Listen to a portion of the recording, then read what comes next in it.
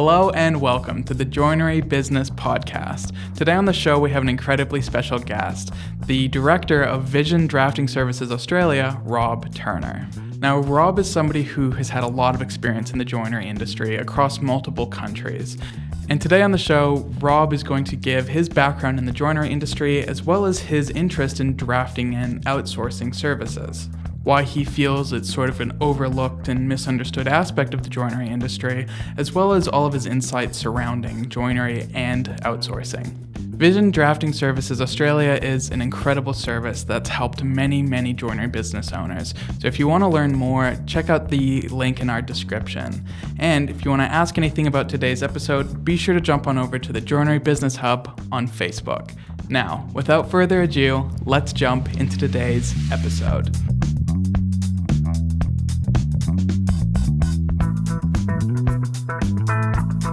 Welcome to the Joinery Business Podcast. Today on the show, I've got a special guest. I'm sure you're going to love this one. His name is Rob Turner. Welcome to the podcast, Rob. Thank you for having me. Tell us a little bit about yourself and your business. First of all, introduce your business so we know who you are and where you're from. So, business is Vision Drafting Services Australia. Yep. So, located in Poland, which is where I live most of the time. Specialised cabinet vision drafting firm working only for Australian clients. So, we've been established since September 2018. Right. Bit over 6 years now. Currently, we've got 28 staff, including myself. Around 10 clients with 25 drafters working across those clients. So some individual engagements. Yeah. Some clients with 3, 4, 5 drafters. 28 drafters. Wow, that's a big team. 25 drafters. Then there's myself, my business partner, and my general manager, our general manager, who aren't hands-on active, but obviously in the management perspective. In the podcast, we always invite people in from the industry and sometimes outside of the industry a little bit. But I know that you've got really deep history in the cabinet industry in general here in Australia. Do you want to tell us a little bit about your journey through life and what got you to this point right now? I guess my entry into the cabinet making business was through a family business, which isn't that unusual. Albie Turner and Son in Adelaide, which was quite a journey over quite a few years.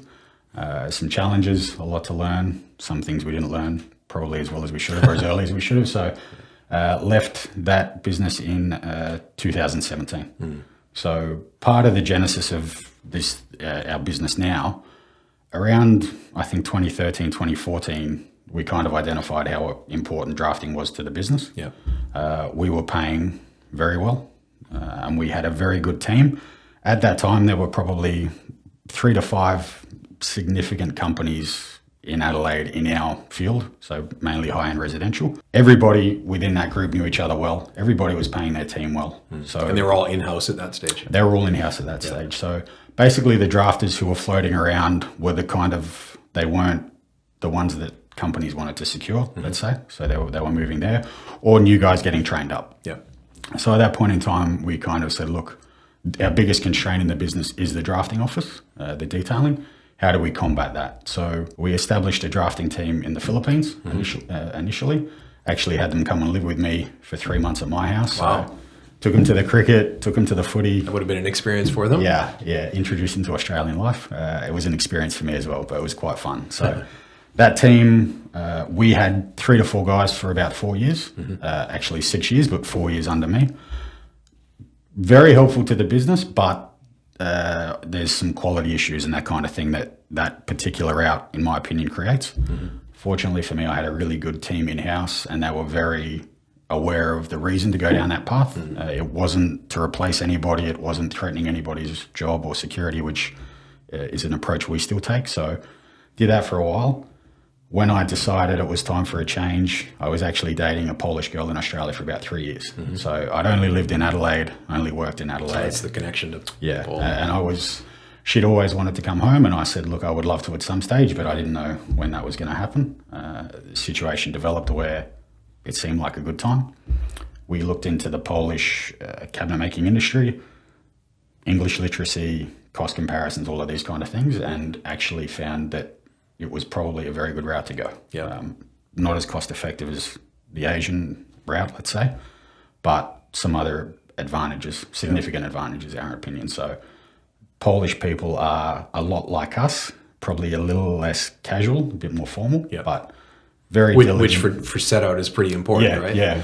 And they're very professional. They're very diligent. It's they're very process driven as well, which has been good for me as well, because our GM is extremely process driven. He's brilliant. He was the cabinet vision integrator in Poland before we poached him. So we poached him before we committed to launching the business. Came over there in late 2018 to launch. Started with 2 guys, had Aaron Crease from Solid Setup come over to Poland. We flew him over to do training with us and showed him around, and he loved the food, which was nice to hear. But he did the initial training, and now Chartek, our GM, does all the other training. And we've got our first client that started with us from Queensland is still with us. Amazing. And I'd love to hear, because in the late 2000s, at that stage I was living in Canada, and I was working for Planet in Canada, traveling all over the country as you do as an integrator. And when I wasn't traveling, I'd be at home on the support line. And so at that time we were using GoToMeeting to support our clients. And that was sort of the first early days of support, remote support.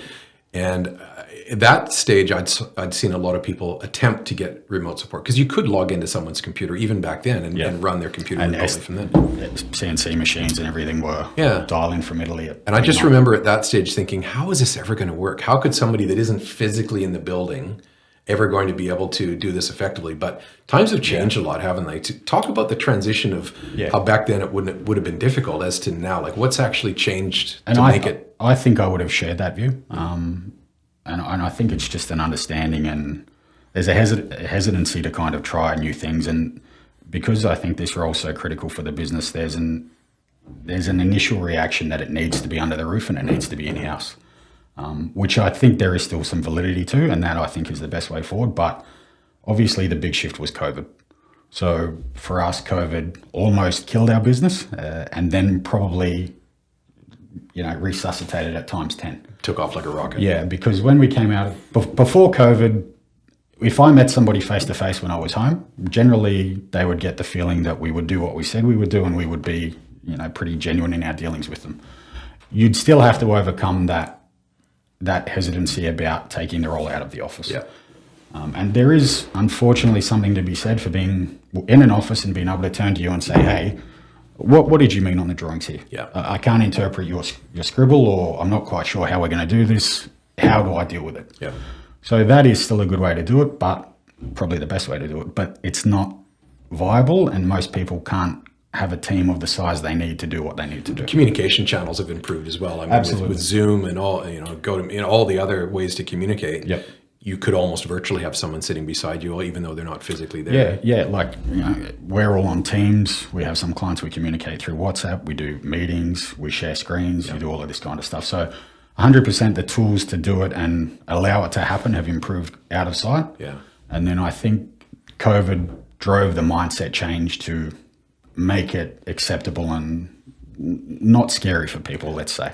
Would you say that it forced us to use technology to our benefit rather than be afraid of it and say that won't work? Yeah, absolutely.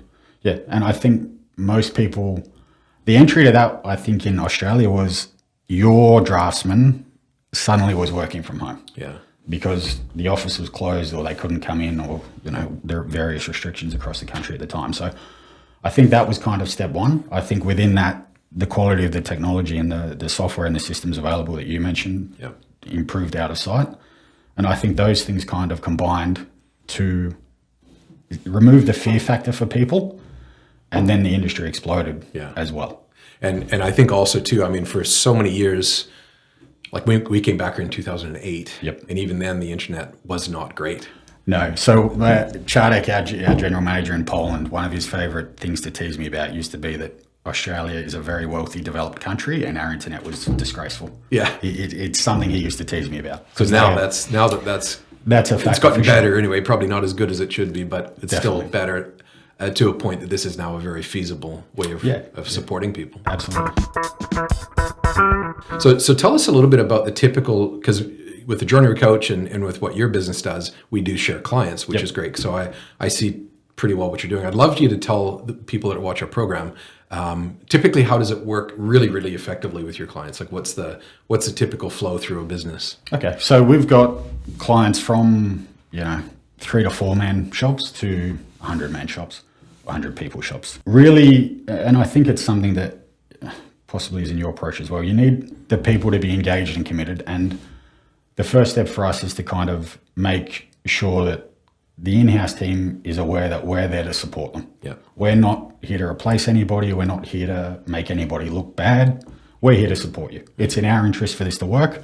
We want to do everything we can to support you and make it work. So when we kind of make that clear, we generally get pretty good buy-in. We're in the position where we're at the mercy of the client information. So some clients say to us, well, you know, what do you want us to give you? And I generally tell them, but we're not going to bend the client's will to us. We have to fit in with them. Yeah. So quality of information is obviously absolutely key. Yeah. And it effectively needs to be as well to the point where you eliminate any grey areas and if possible, remove any points of assumption. Right. So we've got a great team. Most of our guys are either wood engineers or masters of wood engineers. They're all experienced draftspeople. They all know what they're doing. Mm-hmm. But we all know in this industry that if you go to 5 different companies, there'll be 5 different ways of doing it. Yeah, there are 5 different ways of building the same cabinet. Yeah, and quite often when we start dealing with people, the feedback might be, I understand why you did it this way, but it's not how I would have done it. And perfect. So give us that feedback. Show us how you will do it. Yeah, guide us in the channel. And as we work more with you, then we're going to get an understanding of how you do things. Yeah. So our assumptions are going to kind of mesh in with how you do things. Yeah. But the feedback is critical. So are you logging into the computer online or like virtually? Or most of our clients, we keyless license. a remote connection? Yeah. No, we have a keyless license from the client or ourselves. We have a bunch of them ourselves. Yeah. We just activate it at the start of our workday, revoke at the end. We have Dropbox for file sharing and everything. Yeah. We communicate primarily through email, but obviously phone calls, Teams, this kind of stuff as well. Yeah. We have our emails tend to be quite long and quite detailed. So our approach is when we send a client an email with let's say we have a list of queries on the job, 10 queries. Yeah. We don't want them to have to open another file or ask anybody else or do anything to answer those questions. Yeah. So we'll be very detailed, we'll be thorough, we'll screenshot, the point of contention or the conflicting information. Everything they need to answer their question, we give to them. Yeah. So part of it, sort of a staged process. Yeah. And we try and be a couple of jobs ahead. So if you send me a job today, we'll break it down today. We'll send you the queries. Yeah. Tomorrow we're working on the job that we did this previously for. Yeah. You've got a couple of days to answer it. We get started. We know where we're going. Yeah. So that works really well. Within this role, I think a key thing is just make it easy for the client. People don't want to be annoyed. They don't want to deal with 10 emails with 2 questions in each of them. They want to get a clear, concise list of issues. They want to knock it on the head and they want to keep moving. Right. So we do that. As I said, Chardek was a cabinet vision integrator. He does training for all of our new team. We do a week of in-person training with everybody, and then we do ongoing training beyond that as required. He helps some of our clients troubleshoot their cabinet vision setups. Right. We have a really good relationship with Planet, and they support us and we support them really well. Where possible, we'll troubleshoot little things because if we can fix an issue for a client, it just makes everyone's life easier. So is Cabinet Vision the singular platform that you use? Only. Yep. So you're focused only on Cabinet Vision. Yeah, so that was always the approach when we started out. When COVID initially kind of happened and nobody knew where the future was going to go or what was going to occur. Yeah. We did consider different software. We decided pretty quickly that we didn't want to do that because we don't have the expertise and the knowledge. So we want to do one thing and we want to do it properly. Yeah. We also at that time looked at potentially taking on some American, Canadian and British clients, which we actually had a couple we did a bit of work for. We did it for a short amount of time and then realized, again, we're biting off more than we can chew, and we don't want to be all things to all people. Mm-hmm. We focus on cabinet vision, we focus on Australian companies, we do it as best as we can, and we work together properly. We don't want to be the biggest. So we're 28 people in the company now, 25 draftspeople.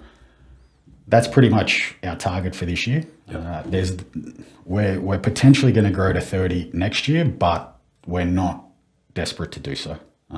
We're pretty comfortable at a level where, we can sleep at night. We're working reasonable hours. Our team's well looked after, and they're not, Getting goals. Yeah. And it's important to us that, our people do feel respected and valued, and we don't want people in this industry. There's a habit that the key people work too much, Yeah. in my Because opinion. if you're good at what you do, you get asked to do more things. Exactly. Before you weren't And doing generally you're good at it because you're diligent and you care. Yeah. So your best guy ends up working 50 or 55 hours a week. Yeah, you burn out your best people. Exactly. And kind of the other people do a bit here and there, but your best people get overwhelmed, and I think it sets things down a bad path. Yeah. So we want to be manageable. We want to be, I don't want to say comfortable, but we want to be at a level Why where not? Comfortable's good. yeah, we don't want to be at a level where we're putting undue stress on people. Yeah. So I think that's a good balance for us.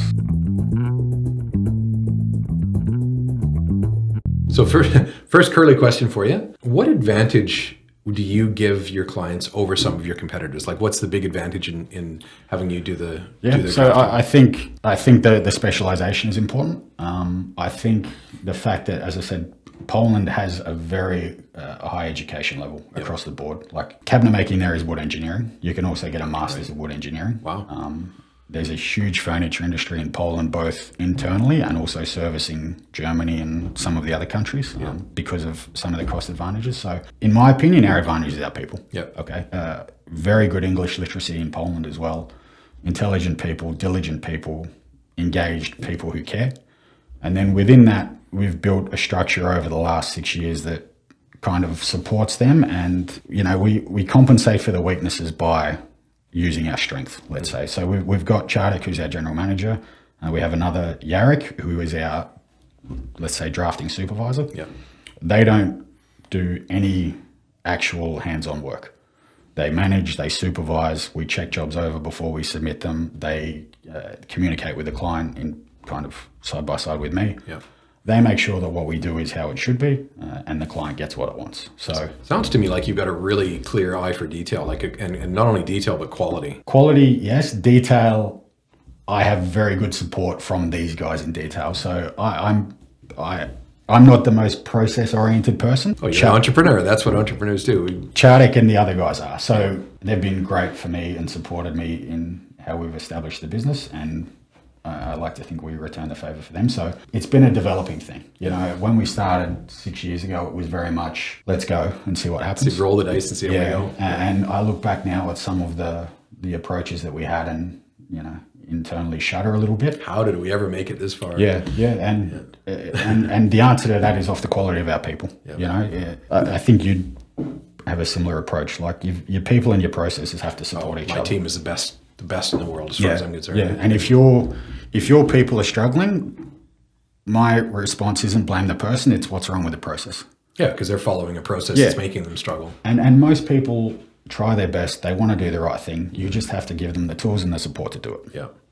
So that for us, I think, is like our staff turnover is low. We do employee surveys quarterly. We have integrations in Poland, which are like weekends away with the team. We have a great team. We like them a lot. And I love the area. I love Poland. My grandfather on my mother's side came from Warsaw. So okay, beautiful. So there's a direct connection between me and... Have you been? I have not, but open for an offer to attend. Probably a good idea. And I'll bring... thanks for the wine, by the way. Pleasure. And I don't know if you knew, but Shiraz is the only wine I drink. So I didn't know that, but you nailed it. South Australian, so it's fantastic, and that's one of my favorites as well. Beautiful. So yeah, Warsaw and Poland's just, from what I hear, it's just an amazing place. Yeah, and I went over the first time in 2014, and it's like a different city. Yeah. The modernization and the growth of the city in probably the last 6 to 8 years is out of this world. Yeah. World class. Yeah, I speak a limited amount of Polish, quite poorly, partly because I never intended to stay there this long. So it was kind of going to be a 2 to 4 year thing to establish the business and then reevaluate. COVID changed everything. Ended up staying there longer through COVID, partly because it was difficult to get home, partly because I didn't know whether the business was going to see COVID through. And it was kind of a feeling that if I left in the initial stages of COVID, that was it. Effectively, I'd be, signing the death warrant for the business. So yeah, I think COVID gave us all a little bit of a what the hell's going to happen now sort of situation, and for some it was not great, and for some it did actually help. Yeah, I think it shook out a few things, and I think it as we discussed earlier, it kind of changed the attitude towards outsourcing or remote drafting, whatever we want to call it. Obviously, the boom off the back of COVID was, I'd like to say it was great, but we have clients who didn't the profitless boom type thing. Workload doubled, but profitability halved. This kind of thing wasn't. More work in a struggling business doesn't make for a better business, does it? It does the opposite. Yeah. It drives you backwards quicker. Yeah, and it's unfortunate because we are seeing those numbers now where businesses are now starting to go into liquidation at a higher rate than normal, which is, it's terrible to see. But again, every time this happens where you have this boom and bust economy, the same pattern occurs. You have this really great economy and everybody kind of creates this false, everything's great when it really isn't. And then the economy goes a little bit and as you know, we help businesses with the business side of things. And if you don't have those foundations right to attract the work when you need, when work's drying up, then things get kind of tight. And what have you seen over the years that your clients, like if you were to take away the element of drafting, which is a high need, certainly as soon as technology came into play, I mean, we're going back even when there were beam saws being programmed. We could go back to the 90s when one of my suppliers in my kitchen business at that time had their panel saw sliding fence programmed from cabinetware. Well, we had cabinetware back in Adelaide in the 90s. So back then you could see the technology really starting to come into play and the shift of knowledge and skill, even back then, was shifting into, we're going to need someone that really knows their stuff from the technology perspective. What we certainly see is the technology side of it is So separate to what we do, obviously, I think you're absolutely spot on. Like one of the things I enjoy on LinkedIn is seeing, let's say, European levels of automation finally coming to Australia. Like robots are now becoming affordable. Like they're not cheap, but they're affordable. Especially, I think, when you take into account the productivity returns and the improvements that even just sanding a door, you get a robot to sand a door. A human is doing something else that only a human can do. It just makes sense, doesn't it? And look, our industry is traditionally a low-paid industry. I think if you can remove some of the more basic roles with automation, computerization, whatever, and allow those people to do more high-skilled roles or actually have a career path. People start out in one place, they generally want to end up in another. And I think giving them the opportunity to do that is important for businesses, for people, for just general welfare of people. So the computerization of things, I think, is great. I'm curious, one thing that I always wonder is why we don't see more carcass clamps here, case presses. Carcass clamps, it's quite interesting. As an integrator, myself, going from business to business to business, we would see carcass clamps, generally in high production shops. And here in Australia, there generally isn't a lot of high production shops. It's mostly customized. But the modern case clamps they'll fit basically any size. So for people that are struggling to find knock-up bench workers, I always wonder why that isn't pursued more. But it's one of those things, right? Because I don't think the concept of horizontal drilling as a process is still front and center.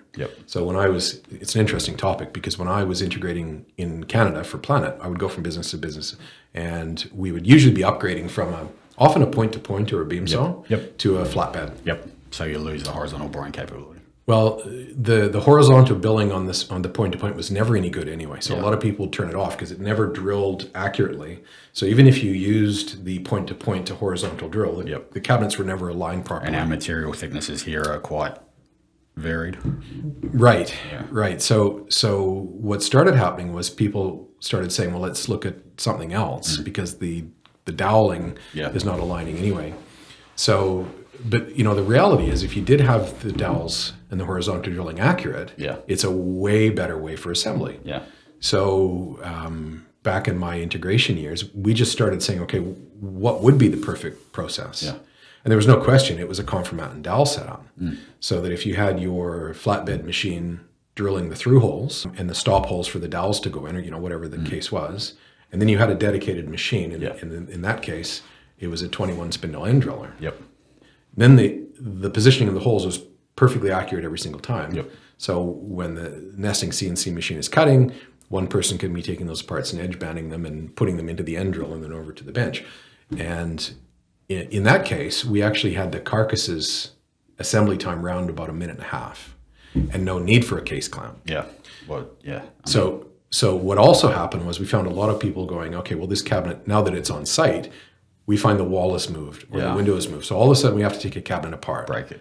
And that was a thing on the list that came up quite often. And so we said, okay, well, if someone had to take a cabinet apart on site, how can we make that easy? And if the conformat and dowel construction method is used, and there's no glue in the dowels because it's just for positioning parts. Undo the screws, cut the cabinet down, put this cabinet back together. So that tended to work pretty well. But there still were clients that I had in Alberta, different parts of Canada that were case clamping. And, so the method you just said, is that used? Have you found that to be used much? So we have a couple of clients implementing it right now. Yeah. And because the cost of a horizontal boring machine now compared to what it was is...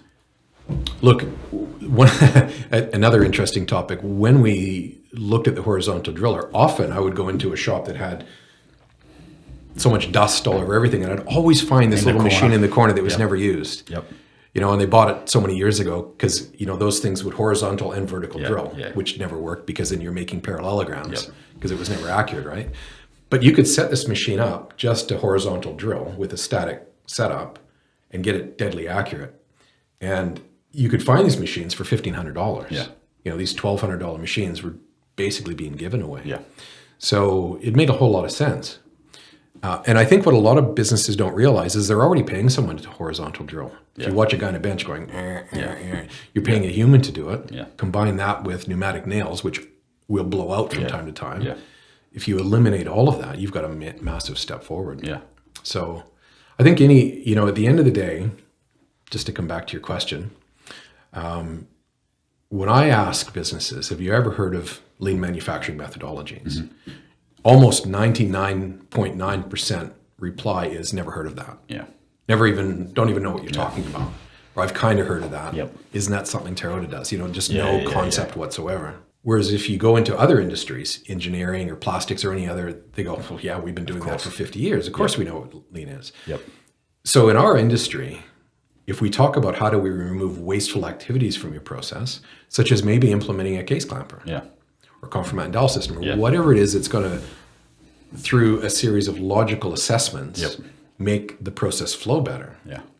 That conversation in our industry is not something that's well accepted quite yet. Yeah. Because the methodology of manufacturing hasn't been adopted. We're still thinking like tradespeople. Yeah. We're not thinking like manufacturing processes. Yep. So our industry has a maturity to go through. Yeah. But do you think it is going through that now? There's no question it is. Yeah. We're part of it. Yeah, exactly. Very, very, very, very small part of it because we're only, 12 people trying to change a million people around the world, literally. But I've connected to other people that are doing the same thing as we are, and eventually it's going to happen. So if you look at any industry that needs to mature, I often use the panel beating industry as an example. 30, 40 years ago, if you were to go to a panel beater and say, hey, I need to fix this, this mud guard on my EA Holden or something like that, you would get some almost Neanderthalish answer, right? Because there was no regulation. Now the whole industry is regulated. Yep. And it's standardized, and you get very great responses, and they'll look it up in the computer and say, what year is your car? Like a mechanic would now. And well, the standard rate for that is this. And so if the panel beating industry can do it, we should be able to do it. It's a no-brainer, but it's, I don't know, it's a hard thing because if you're taught like a tradesperson, and I've just been to New Zealand talking at the Master Joiners Conference on this, your brain is wired a certain way. Yeah. So you're at a very big disadvantage because you're actually taught to think about project and steps. Yep. And it's almost disrespectful and insulting to think that you can simplify processes. You're just not like a tradesperson is a technician. Yeah. And most people in our industry are cabinet makers that started a cabinet making business. Yeah. And so their brain has been wired. And so it's not their fault, right? It's they're at a disadvantage because of their teaching. They were taught how to be a technician. Yep. You can't be a technician successfully to running a business. You've got to change. You've got to get out of technician thinking. So it is, you're right, it's a big hurdle. That's a long-winded way of me saying it's a big hurdle. Yeah. Yeah. But you seem to be making good progress with a lot of people. Well, and with businesses like yours that are bringing technology and teaching people, you don't have to be the expert in everything. Yeah. You don't have to do everything in-house perfectly. You just have to get someone that does. Yeah. I had a phone call just before I got here from someone who they do a lot of their drawing and overwhelmed.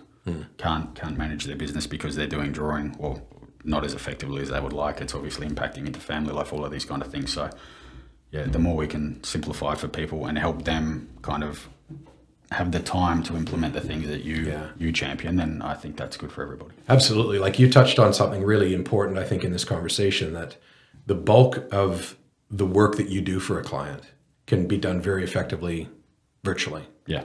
Doesn't really matter where you are in the world. It could be Poland. It could be anywhere. But we had an office prior to COVID, but after COVID, we went fully remote. During COVID, we had to go fully remote. We didn't have a choice, and we've maintained that afterwards. Yeah. We've had a couple of people leave us because some of them said to us quite honestly, like, I can't work remote. The need to be around people. Yeah, I'm too distracted at home, or I like to have the connection to the work and the people. So that's fine. It's not for everybody, but I think generally it works really well, and I don't see there's another avenue to fix the problem. The problem being finding quality people capable of doing the role, who want to do the role. Because I think the other thing I used to experience is your best tradespeople and your best cabinet makers, most of them don't want to work on a computer. Yeah, it's true. They want to be cabinet makers. Yeah, they chose to be a cabinet maker because they want to be on the tools, they want to be building things, and that's their passion, and that's what they want to do. Yeah. So we quite often found that we'd have a role for a drafter available back in Adelaide. You'd go to one of the guys on the floor who was kicking goals and doing everything right, and you talk to him about it. Quite often you just get a flat out no. Sometimes you get I'll try for a week or two, and then you get a flat out no. Yeah, because the word try is just about telling you what. Yeah. So I think it's advantageous for us in Australia, for such a small country with a small population.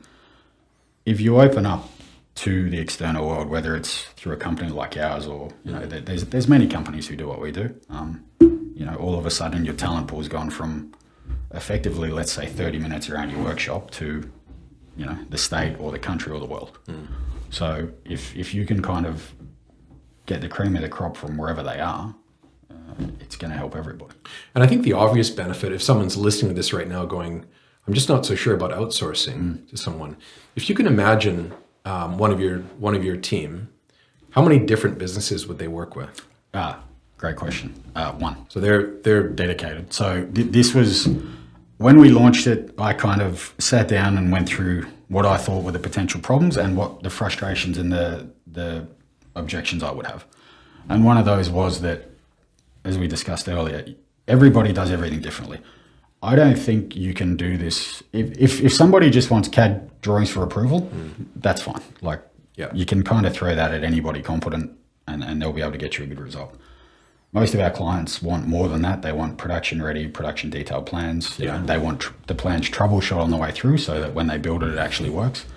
So for us, 90% of the work we do is single engagements. Right. So I work for you and that's all I do. Yeah. So we quite often find, and I try to be very transparent with clients about this, like the first job we do for you, we might send you 30 questions on the job.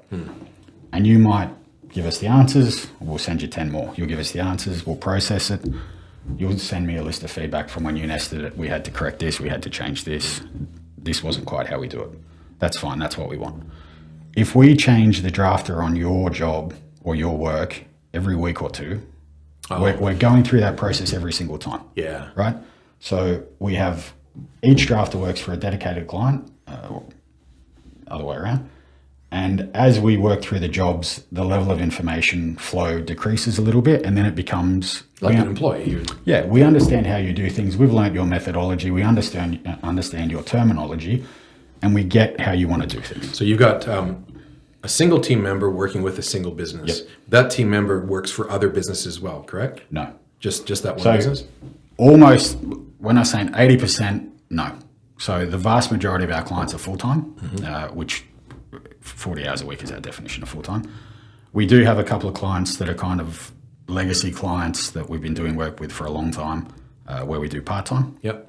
And we do, capacity depending, we do some part-time stuff for new clients as well. So let me ask this a slightly different way. That one team member of yours connected with one of your clients, over the lifetime of that team member of yours having worked, how many clients do you think they will have worked? Like how much experience will they've had with different clients? within our company? Well, just generally speaking, what I'm getting at is I guess they would have a fairly vast exposure to different businesses and doing different things, right? Yes and no. Yeah, everybody I guess we specifically recruit people with a fair, like generally our kind of baseline is minimum 3 years drafting experience behind us. Right. Obviously the preference is also a level of trade work behind that, whether it's factory work or installation. But with us, I understand your question. With us, it's our preference is one person to one client, and we'll teach them other things around the software, and we do things within the company. We call it like coffee with the client, where we'll do a team presentation where you will do a 30-minute presentation to our entire staff showing this is the type of work I do for the client. This is how they've got the software set up. This is the outcome. This is how they want things. So we try to give our team a broad kind of picture of what we do across the company. Yeah. But we do try to focus that one person stays with you and for a long time. Like I mentioned, our first client is still with us, who is a mutual client of yours. Their drafter has been with them since the first day we traded. Yes. So he's been working for them for 6 and a bit years. We've had him help out a couple of times if there's a bit of a quiet period, but I think building the rapport works well, and I think building the knowledge base for the client for sure. It works very well. Your team, how often do they sort of get together and jam on ideas and talk about things that they're doing? So we're pretty active because we are still remote. Like we just do little things, like everybody in the morning just says, good morning, how are you? That kind of thing. Bit of a chat about the weekend. We do integrations 2 or 3 times a year. Yep. So we went shooting recently. Last year we went canoeing, bowling, this kind of thing. We'll have a Christmas party in December, which I'll miss out on. But we do a lot of that kind of stuff, and we do try and kind of keep the connection, because when you are remote, I think it is easy to just kind of be, everybody to kind of just detach and separate. Yeah. I don't think that's a good approach. And, from our perspective as a company, if you're my client, you want my guy to be on your work, and you don't want me to be changing my guy in a year or 2 because he's not happy and he's gone elsewhere. Yeah. So it's better for everybody that we maintain a stable workforce. Everybody we try to have engaged as best as we can, which I think we do pretty well.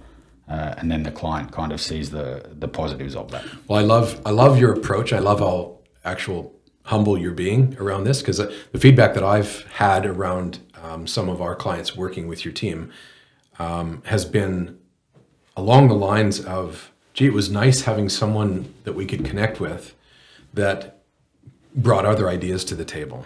Yeah. That had, because if you get a new client, they're fairly tunnel visioned. Yeah. Because they've been doing something the same way for a long time. Yep. Now, enter someone from your team who's had a relatively broad experience, not only within their own team, but other businesses that they've experienced. Yep.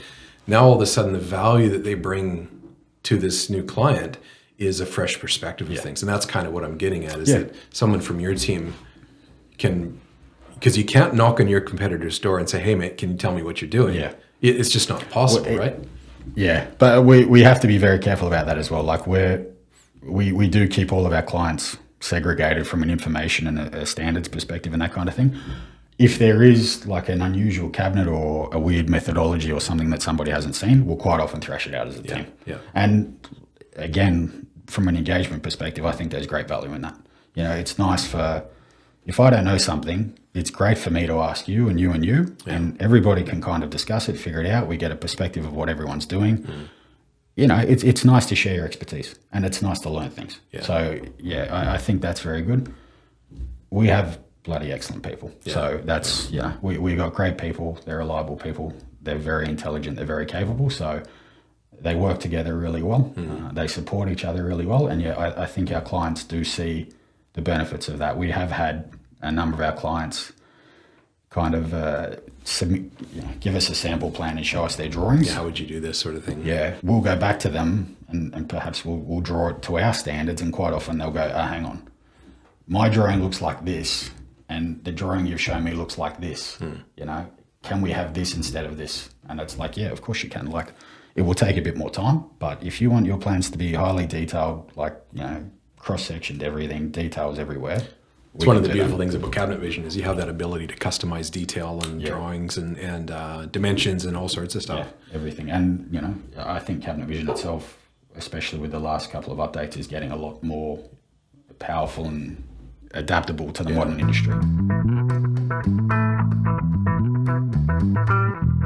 All right, so let's think about the broader industry right now.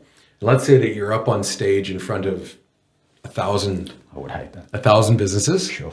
And some of them are just thinking about starting up in business. Some have been in business for a couple of years. Mm-hmm. What would you say to that crowd is the most important thing they do to make their business successful? Because now you're quite a few years into it. You've had a lot of experience in the industry and seen a lot of businesses. What do you think, if you could roll the clock back, you would do differently and tell them? That's a good question. I think process is everything. Rework kills you. And if you have to do something 2 or 3 times to get the result that somebody else is doing once, they're going to be doing it cheaper, better. Yeah. The client's going to be happier. They're going to be making more money. Yeah. I think without speaking too generally and simply, I think the processes have to be, rigorous and thorough. I think, in my experience, and I speak personally here, there's a habit where you build the processes and then shit happens and all of a sudden you're going outside the processes to try and get the result that you need, which I think might get short-term wins, but I don't think it gets you long-term wins. Yeah. So I think a rigorous process is very important. And obviously, I keep saying it, the quality of your people. Yeah. If you find good people, empower them, engage them, reward them as best as you can, support them, and build something with them. Yeah. I think they're the things. People and processes. Equipment's obviously critical. Cost of entry these days isn't what it was 10 years ago. That's true. You can buy quality equipment from a variety of suppliers for a quarter of what might have cost 5 years ago. Yeah.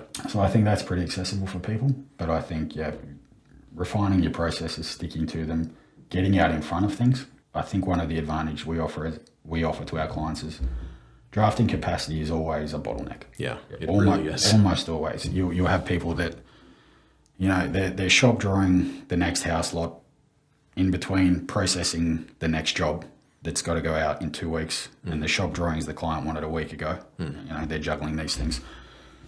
If you can remove that constraint, I think you free up your business to kind of be a lot more dynamic and flexible, and go in the directions you go, without you always feeling like you're under stress and that you're never on top of things. I think there was always a mentality that kind of you couldn't over-resource certain things because it's inefficient. But I think if you over-resource the key areas of the business, the efficiency that you get out of that in 3, 6, 12 months is going to pay for itself double, triple, whatever. It certainly can, as long as they're developing and growing and becoming more efficient. And, it's, and I get it as well. It's this, and even we experience it in our business, especially when we're growing. It's like, do you grow the capacity before you get the work to feed it? Or do you get the work before you're capable of doing it? It's always a balancing act, isn't it? Yeah, I was going to say, I don't think there's a clear answer to that because, depending on how you're running your business, you need the profitability to drive yourself forward. And you probably need the profitability to increase your capacity. Well, there's always a risk in order to get something back. There's always going to be a risk that needs to be taken. So you get to a point where you reduce the risk, but there ultimately is always a risk to take. Absolutely. And so it's always, you get it to a certain point and then you can't get it to that next point until you take the risk. Take a leap. Yeah. And it's just the way it is, right? Yeah. And it's even within that. Sometimes when we start dealing with a new client, it's kind of like, I'm too busy. Yeah. It's like, I get it. I know you are. But if you can spend 2 hours today, we're going to save you 10 hours next week. So I guess what we find more than anything is the adaptation of small continuous improvements. Yeah. Because we see right across the industry, you've probably seen this yourself, people will do nothing until they make a big change. Yeah. I'll buy a new CNC machine. I went from a point-to-point or a beam saw to a CNC machine. Yeah. Big change. Between the point-to-point and the CNC, no little continuous improvement steps. But because this big thing happened, They feel they've grown the business to this next big stage. Yeah.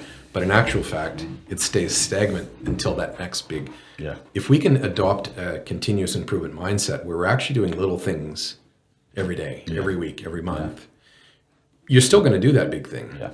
But a couple of % a month is. But you won't feel like you have to do this big thing, otherwise the business is going to fail. Yeah. You feel like it's just going to be a natural part of your evolution of this big thing. Yeah. And maybe it gets put off for another year because you don't need it. So it's the little things in between the big things that we see just are non-existent. Yeah. Because people just don't have time for them. Yeah. So it's for us, that's one of the big things, right? Is even improving the process. You have great processes. Yep. But it's the same process for 15 years. We've never improved it. Yeah. It was a good process. Yeah, and I agree with you completely. And I think we do assist with that, and we try and drive little incremental changes to just help things, smooth things out, and keep things moving forward. Most people are supportive of it. If we can kind of take the responsibility of doing it away from people. Well, I think not having to be an expert in cabinet vision. Yeah. But going to someone who is, Yeah. and your team is going to know all the new elements of cabinet vision, the new tweaks, the new things, that in itself is a massive benefit. Because now that expertise of this piece of software that we've invested in is now being leveraged. Yeah. Because you've partnered with someone that's bringing that benefit to you. You're buying a powerful software and you're using the power of the software. Right. If you don't use that power, then you're not leveraging your investment the way you should. Yep. And a lot of people don't, right? We see a lot of investment in software and you're only using a few little elements of it. You're just keeping your head above water with it. Yeah. You know, you're doing the next job and then the next job, but you're not taking the time to stop and, improve the software. I mentioned Aaron Crease before. 15, 20 years ago, I met Aaron. And when him and Ray were doing solid setup and it wasn't, when it was a new thing, and the stuff that they made the software do back then was incredible. Yes. And, the improvements you would get, you could, even now, you can build a new drawer package in the system yourself, or you can pay them $400 and you can get it tried, tested, proven. That's the thing. And I found that when I was working with Planet, you either find a business that has that person in the business, very rare. Yeah. But if they were there, yeah, that business was utilizing so much of the software and cabinet vision. It was unbelievable. Yeah. And then the next week I'd go to another business that didn't have anybody that had expertise in cabinet vision, and they would say, well, this software is no good. Yeah. I go, no, hang on. I just came from a business that's killing. You're driving a car, a V8 on 4 cylinders, and you're wondering why you're not going fast. Yeah. So I think that's critical. It's actually something we've had a few clients approach us about, and we're kind of looking at to do a bit more software development and assistance for people. So we'll see how that kind of progresses in 2025. All right, so 2 more curly questions for you. One that you probably are prepared for. Question I ask everybody. I think I know it. You for the rest of your life, you're only able to see one more live performance, music or otherwise. And you can see anybody that's alive or dead, but you only get to see one more performance for the rest of your life. Who do you pick? That's an easy one. If you said alive, it'd be the Killers. But I've seen them many times, and we're seeing them 3 more times this year, much to my girlfriend's frustration. If it's dead or alive, then it's Elvis without a second thought. Wow. Elvis, Aloha from Hawaii. If I could only ever see one concert, I think I would see that, and I would be happy. Wow, that's an interesting one. Yeah, it's I grew up with a heavy diet of Van Morrison, Neil Diamond, Elvis Presley. Right. Dad was into that, and we did a lot of road trips, and it was always my car, my radio. Okay. Second question. This one you won't be prepared for because you're the first person I'm asking this to. Okay. Just because now people are preparing for the concert question. Sure. Now there's a new one. So if you're to tell someone you only get to read one book in your life. Now you may not be a reader, but what book or publication have you read in your life that's changed things substantially for you? From a business perspective, it would probably be from Jim Collins. Oh, yes. Good to Great or Built to Last or Why the Mighty Fail. Any of them, yeah. From a business perspective, one of those. From a personal perspective, and I know it's not as popular these days, but back when I read Jordan Peterson, 12 Rules for Life. Right. It was just after I'd moved to Poland. It was when the business was fledgling, and I wasn't sure things were going to go. And I read that, and there's a lot of very accessible, actionable advice in that book. And things that are applicable in your personal life, in your private life, your business life. Sorry. So that one landed with you. Yeah. It's how to make the most out of life, I guess, and approach it in a way that's both accountable and responsible, but also positive and wanting to build something and be something. Yeah. So I think it would be that. I have a hard time with this one, but the one book that stands out for me from a business perspective is a book called The Goal. Yeah, I read that a long time ago. And it's just a theory of constraints. Yeah. And as soon as you read it, because it's not written like a textbook, which it actually is a textbook. It's a story. It's written and I actually saw the video explanation of it as well. So I got the full immersive experience of it, but it's still applicable today in many I read that ways. about 20 years ago. Yeah. But I probably need a refresher to be honest. Yeah. Well, now it's being written again by his I think his daughter is writing similar things. So there's a company in Adelaide, Steedform, that we've been good family friends with for a long time. And Neil, the founder of that, who's in his 80s now, beautiful person. I remember him telling me, read that. Yeah. It was... Yeah, it's a game changer. Yeah, totally. And it's, as you said, from my perspective, it's a very complex theory explained very simply. Yeah, that was why its success happened. You're a great option. I know that because we've got a lot of clients using you and just amazing things. Beautiful. So congratulations, because that's not an easy thing to do in this industry, kind of break through and do something that, break through that traditional way of doing things. Thank you. I'm very happy to hear that. So I support what you're doing to a huge degree. How would someone get a hold of you? Like if someone listening to this says, "Geez, it sounds like a great thing. I didn't know." Yeah, well, how would they get a hold of you? I'm basically this week I'm in Victoria. Next week I'm in New South Wales. The week after I'm in Queensland. I'll be in Tassie visiting clients mid-December. I'll be in Perth end of January. If obviously give me a call or flick me an email. My contact details. Is there a contact on the website? Yeah, so vdsau.com is our website. Yep. My contact details are on there. So just reach out anytime? Yeah, anytime. I'm pretty, I don't know. I try to be easy to deal with, and as a company, we want to do the right thing by our clients. So if we can help somebody, we'd like to. And I'm within that, I try to be quite honest about how we do things and how it works and whether it will work or won't work. I don't want to give people false expectations that we're going to just solve all of their problems overnight. Yeah, you don't carry a magic wand. Yeah. But for people who, have a positive mindset and approach to their business and want to work together, I always say we collaborate and we support our clients. Like we will do the right thing by you, but we need support in background to make sure that what we're doing is effective. Yeah. So, we don't have much capacity. As I said, we're not planning to grow much beyond what we are. We've got a couple of guys available soon, I think. And we might add one or two to the team next year, but that will be purely if we find somebody at a very high level. Otherwise, I think we've probably got capacity for a couple of new clients, but it will primarily just be... No harm in reaching out. Yeah, and taking care of our existing guys. So, but always happy to talk to people. Situations always change, so...